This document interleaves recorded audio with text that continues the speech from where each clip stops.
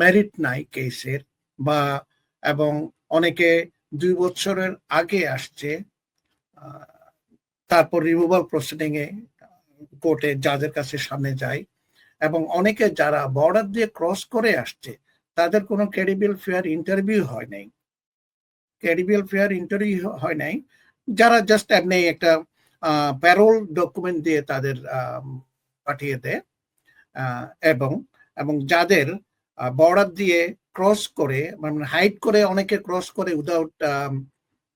inspection বলি বা যেভাবে আসছে, ওদের যখন অনেকে অ্যাসাইলাম ফাইল করে অ্যাফার্মেটিভ করার পরে ওদের কেস যখন ডিনাই হয়, কোর্টে জাজের কাছে যায়, জাজ এইসব কেসগুলা যখন ডিসমিস করছে,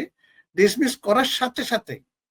আইস সামনে, আইস থাকতেছে, আইস এইদের অ্যারেস্ট করবে, অ্যারেস্ট করার